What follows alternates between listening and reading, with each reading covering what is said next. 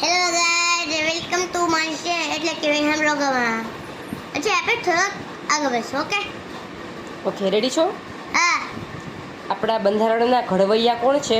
ખબર છે ડોક્ટર સાહેબ આંબેડકર આપણા દેશમાં ભારત